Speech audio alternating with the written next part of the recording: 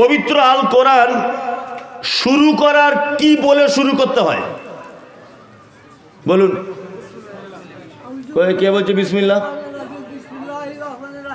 হ্যাঁ ঠিক বলেছে। আউযু বিল্লাহি মিনাশ শাইতানির রাজিম, বিসমিল্লাহির রহমানির রহিম। জি চাচা চুপ করুন, আস্তে আস্তে আস্তে। আপনি সব বলে ফেললে তাহলে আমার আশাটাই বেকার হয়ে গেল। এবার এদিকে ফিরুন, এদিকে ফিরুন। কোরআন মাজিদের কোন সূরা প্রথম থেকে শুরু করতে গেলে কি বলে শুরু করতে হয়? আউযু বিল্লাহ, বিসমিল্লাহ। আচ্ছা জানা গেল। নাম্বার 2, কোরআন মাজিদের আমি একটা সূরা মাঝখান থেকে তেলাওয়াত করব। মাঝখান থেকে কি বলে তেলাওয়াত করতে হবে? বিসমিল্লাহ। তার মানে এটা আপনাদের জানা নেই, আমি জানিয়ে দিচ্ছি, খুব ভালো করে জেনে যান। এক, কোন সূরার, মায়েরাও শুনবেন, কোন সূরার প্রথম থেকে শুরু করলে আউযু বিল্লাহ বিসমিল্লাহ দুটোই, আর কোন সূরার মাঝখান থেকে শুরু করলে শুধু আউযু বিল্লাহ। মাথায় থাকবে। কোন সূরার প্রথমে কেন বিসমিল্লাহতে বা হারফে জার, এখানে তার আগে একটি শব্দ উজ্জ আছে, শায়েখরা জানেন, আবদাউ আশরাউ, একটি শব্দ উজ্জ আছে, মানে কোন জিনিস প্রথম থেকে শুরু করার জন্যে বিসমিল্লাহ দিয়ে শুরু করতে হয়। কি বললাম বুঝলেন?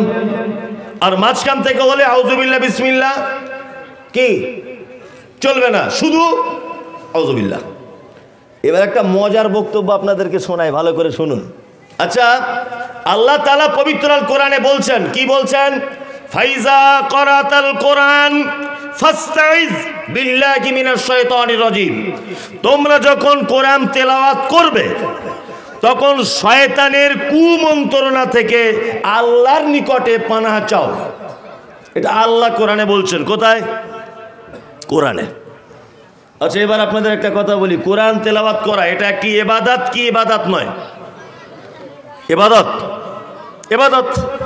আচ্ছা এবার বলুন, পৃথিবীতে যত ইবাদত আছে সব থেকে দামি ইবাদতের নাম কি? সালাত, তাই না? তারপরে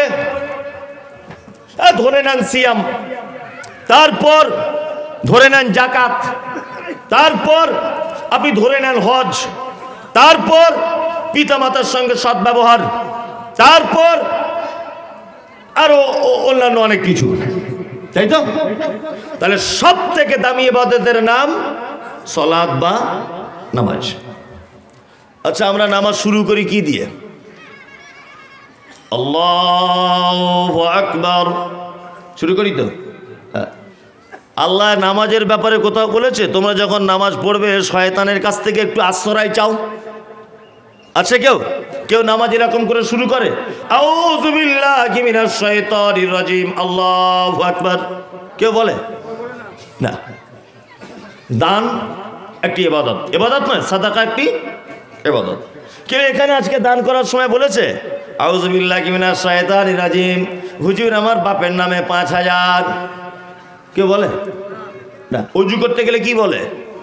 বিসমিল্লাহ, তাই তো? আউযু বিল্লাহ বলা লাগে। পৃথিবীর কোন আমল আছে যে আমল করার আগে শয়তানের কাছ থেকে পানা চাইতে হবে আল্লাহর নিকটে? এই পদ্ধতি হাদিস কোরআন দ্বারা একটা আমলের ব্যাপারে আপনি প্রমাণ করতে পারবেন না। অনলি ওয়ান, কোরআনের জন্যে আল্লাহ সুবহানাহু ওয়া তাআলা বলেছেন তোমরা যখন তেলাওয়াত করবে তখন তোমরা শয়তানের কাছ থেকে পরিত্রাণ চেয়ে নাও আল্লাহর কাছে।